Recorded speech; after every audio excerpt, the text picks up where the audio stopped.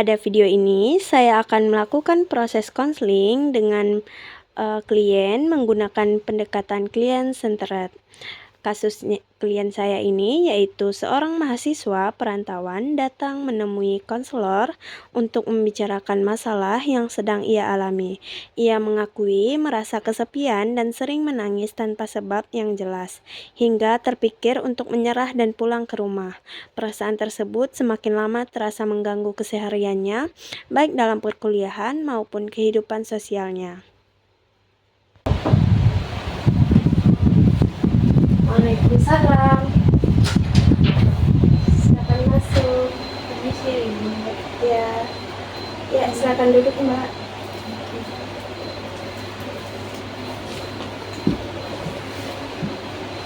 Baik, apakah Mbak merasa nyaman?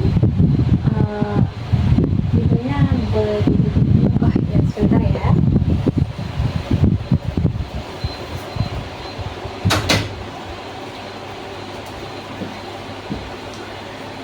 Gimana Mbak, apakah sudah nyaman berada di ruangan ini? Iya Bu, udah merasa sedikit nyaman. Baiklah, sekarang kita perkenalan terlebih dahulu ya. Nama Mbak siapa? Nama saya Ayu. Ya, Mbak Ayu berarti. Apa kabarnya Mbak hari ini? Alhamdulillah kabar saya baik Bu. Syukurlah. Apakah Mbak Ayu sebelumnya pernah melakukan konseling? Sebelumnya saya belum pernah Bu, dan ini pertama kali saya Bu. Baik, sebelumnya karena Mbak Ayu belum pernah melakukan proses konseling, saya akan menjelaskan terlebih dahulu tahap-tahapan dalam proses konseling ini.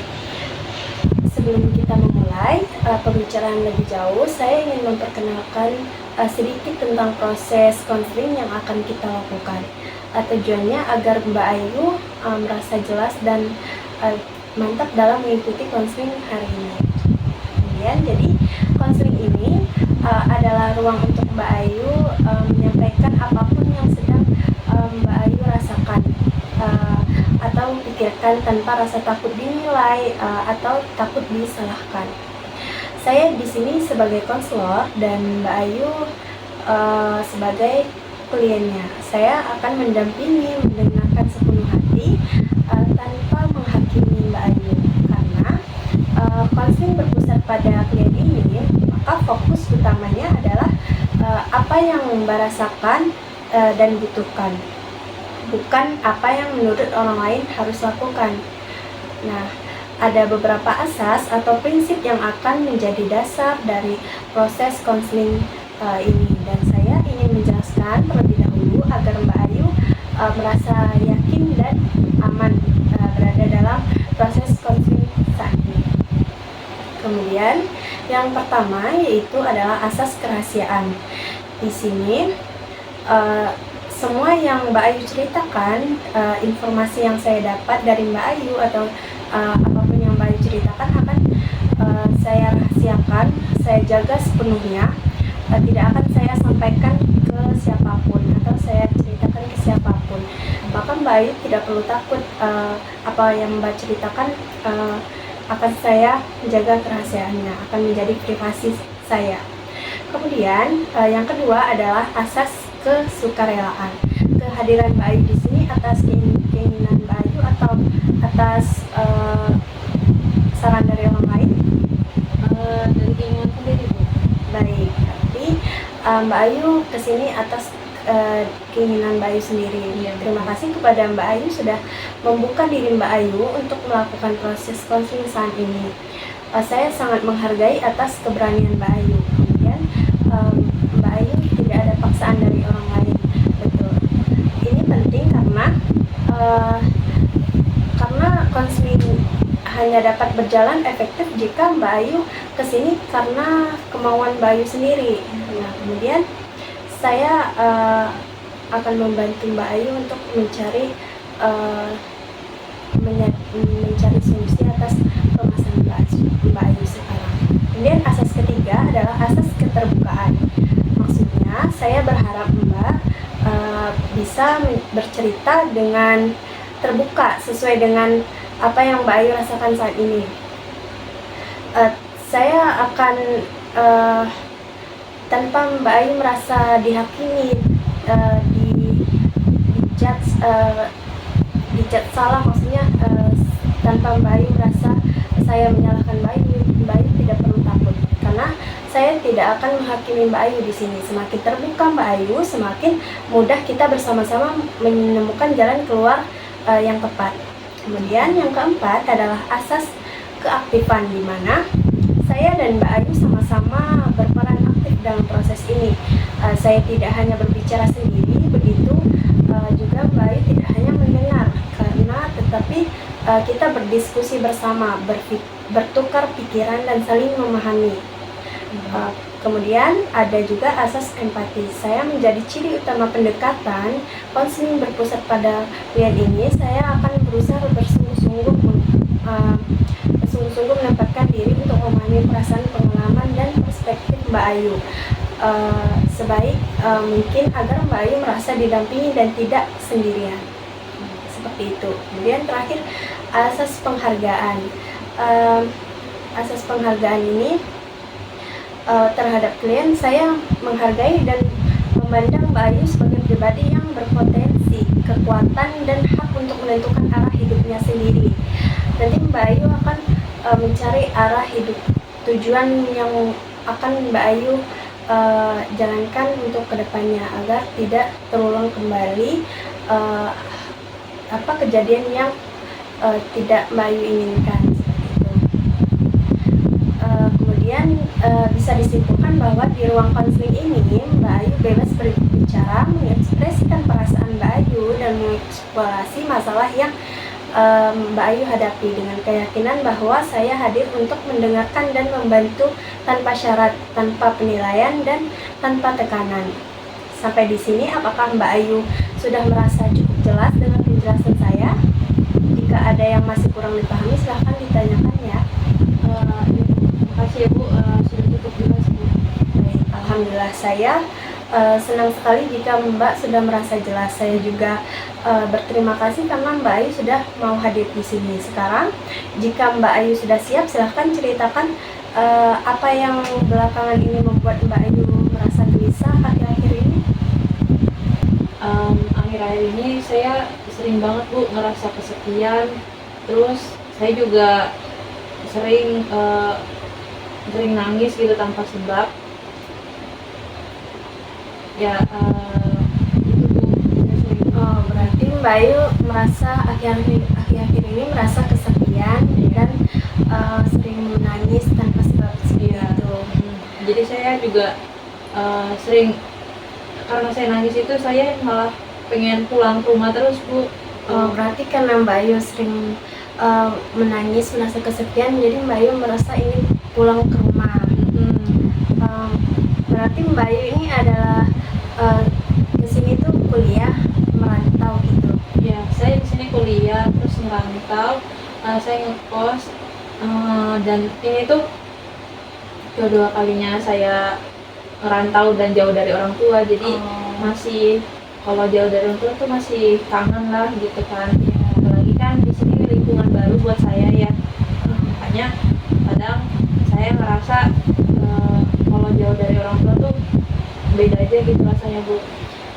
Berarti Mbak Ayu merasa kesepian, jauh dari orang tua karena belum beradaptasi di sini. Berarti Mbak Ayu ini semester pertama sekarang? Iya, saya semester pertama. Ya. Sepertinya Mbak Ayu merasa sangat sendiri dan rindu suasana rumah ya. Itu bisa terasa sangat berat ketika harus menjalaninya semuanya sendiri. Berarti menangis dan merasa lemah bukan hal yang salah. Justru ini menunjukkan bahwa Mbak Ayu sangat berusaha menghadapi situasi hal yang sulit saat ini. Saya menghargai atas kejujuran Mbak Ayu sekarang. Iya benar. Jadi kan Bu, jadi kalau di kos kan itu beda ya. Kalau di rumah kan saya sering ditanyain kabar. Kalau di kos meskipun saya ada teman, tapi saya nggak bisa curhat gitu Bu sama teman saya karena ya saya tahu semua orang punya masalah kan, jadi kita tuh jatuhnya malah adu nasib gitu, jadi nggak bisa ada yang dengerin saya, makanya saya kesini. Terus em, saya juga terpaksa, bukan terpaksa sih, mau nggak mau ya harus beradaptasi di sini karena kewajiban saya kan menjadi pelajar gitu kan, jadi mahasiswa di sini, ya mau nggak mau saya harus betah juga di sini gitu Bu. Baik, berarti Mbak Ayu merasa tidak ada teman untuk Mbak Ayu bercerita, untuk curhat tentang masalah Mbak Ayu. Malah teman Mbak Ayu sama-sama mempunyai masalah seperti itu, tapi ketika bercerita malah adu nasib seperti itu. Iya betul. Nah, Ya jadi masalahnya sekarang karena itu saya jadi kurang fokus Bu sama kuliah saya Bu. Bahkan saat masuk kuliah pun saya kurang konsentrasi gitu dan nggak paham apa yang dijelasin sama dosen gitu. baik.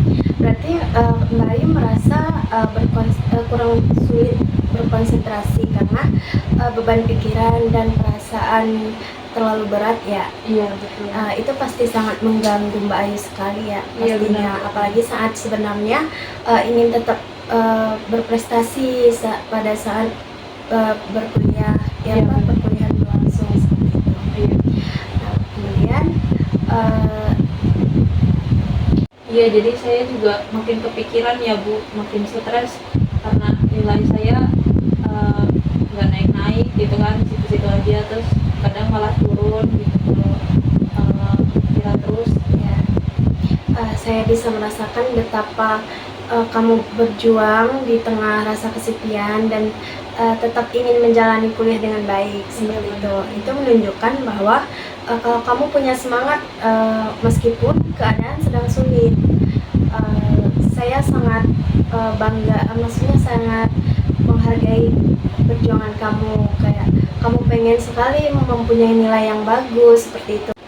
Tapi Bu, saya tuh sebenarnya bingung Bu, saya harus gimana, saya nggak tahu harus ngapain gitu. Karena kesepian, terus saya juga banyak pikiran kan, jadi saya bingung mau ngapain sih saya sebenarnya gitu Bu. Ya, kamu merasa bingung karena kamu belum tahu harus melakukannya bagaimana ke depannya. Iya seperti itu. benar. Kalau kamu membayangkan situasi yang nyaman menurut kamu saat ini, apa yang kamu butuhkan saat ini? Seperti itu. Yang saya butuhkan itu ya cuma satu Bu, saya punya teman yang bisa dengerin cerita saya gitu, cerita saya lebih dulu, lalu teman yang bisa ngajakin saya biar nggak kesepian gitu Bu, beraktivitas ke luar gitu, ngajakin saya main gitu. Itu hal yang wajar dan sangat penting.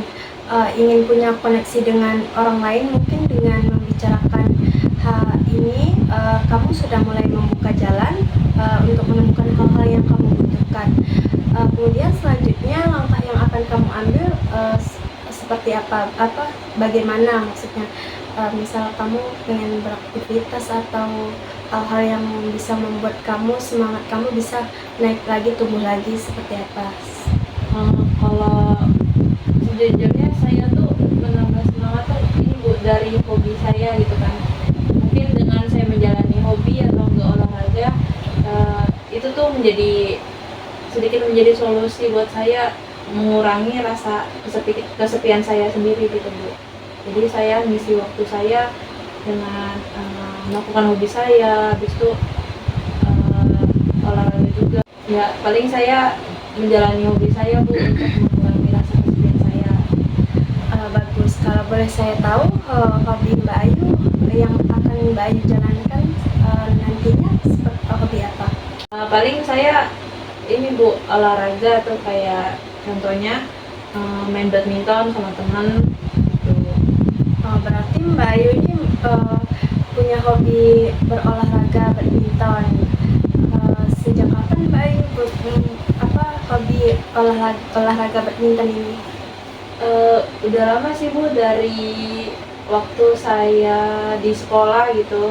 Nah, olahraga yang saya sukai itu cuman ya badminton doang, karena menjadi apa ya, booster buat saya sih Bu. Ya, itu langkah yang sangat baik. Keinginan untuk kembali menjalankan hobi menunjukkan bahwa Mbak Ayu mulai menggali apa yang bisa membuat Mbak Ayu merasa lebih baik. Bermain badminton bisa jadi cara yang menyenangkan untuk mengisi waktu dan terhubung dengan orang lain. Seperti dengan teman Mbak Ayu beraktivitas bermain badminton, nanti kan bisa menjadi hal yang baru yang menumbuhkan semangat Mbak Ayu lagi seperti itu. Mbak Ayu tidak harus langsung merasa pulih sepenuhnya, tapi memulai dari hal yang Mbak Ayu sukai bisa menjadi hal yang bermakna. Saya mendukung keputusan Mbak Ayu saat ini. Makasih ya Bu, udah memberikan sarannya. Setidaknya saya jadi lebih semangat lagi, semangatnya muncul lagi buat ngelakuin aktivitas dan juga mengisi kekosongan saya. Baik, berarti Mbak Ayu sudah tahu nih langkah apa solusi apa yang akan Mbak Ayu ambil selanjutnya untuk atas masalah yang Mbak Ayu hadapi sekarang. Seperti Mbak Ayu sekarang kan merasa kesepian, merasa tidak ada teman untuk curhat, untuk ngobrol, terus tidak ada aktivitas yang bisa Mbak Ayu jalankan. Sekarang Mbak Ayu sudah menemukan solusinya. Tadi apa saja solusi yang telah Mbak Ayu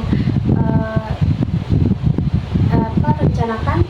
Kalau itu tadi ya salah satunya saya mengisi kekosongan saya tuh menjalankan hobi saya tadi, salah satunya berolahraga kan, olahraganya badminton. Lalu kalau semisal teman ya, saya butuh teman yang bisa dengerin. Kalau emang nggak bisa ya mungkin saya bisa nambah hobi saya dengan menulis, karena kan bisa dengan menulis saya bisa mencurahkan segala rasa yang sedang saya alami gitu Bu. Baik, selain Mbak Ayu untuk mencari teman yang bisa diajak cerita, curhat, dan solusinya tadi bermain badminton, mengembangkan hobi Mbak Ayu lagi. Berarti Mbak Ayu ingin menulis diary gitu, Iya. untuk mencurahkan segala masalah Mbak Ayu. Iya, seperti itu.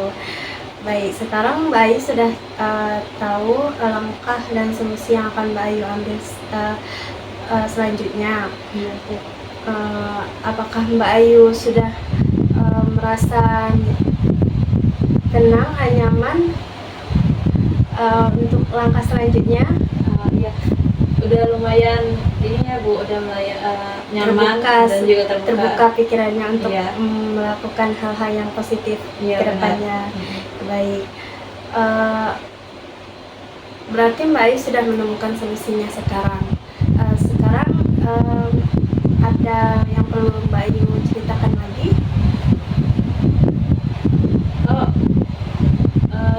Kayaknya cuma itu aja sih Bu. Baik. Karena udah, makasih juga ya Bu udah ngasih sarannya juga, dan dari apa yang Ibu sampaikan saya merasa lebih terbuka pemikiran saya. Kalau semisal mungkin saya butuh waktu buat diri saya sendiri gitu kan, dengan cara saya mengisi kekosongan saya dengan menjalani hobi saya gitu. Ya, baik.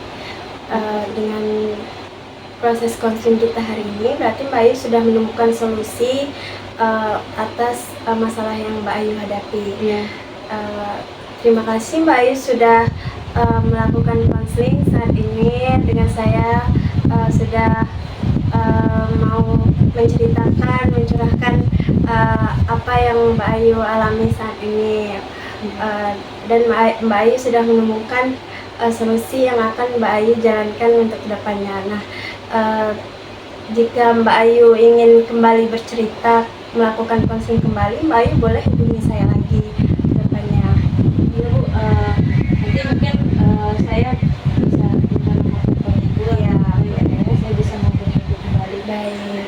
Sebelumnya makasih ya Bu, karena sudah memberikan saran kepada saya dan juga memberikan pencerahan tadi dari permasalahan saya, dan pikiran saya lebih terbuka sih memang. Ya, baik. Berarti Mbak Ayu sudah merasa tenang sekarang Ya. atas solusi-solusi yang telah Mbak Ayu Aku dapatkan tadi. Nah, terima kasih Mbak Ayu sudah melakukan konseling hari ini.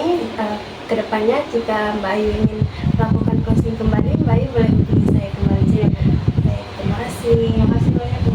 Ya, Ya, saya pamit dulu ya Bu. Ya. Terima kasih juga atas tadi. ya, hati-hati ya Mbak Ayu. Ya Bu.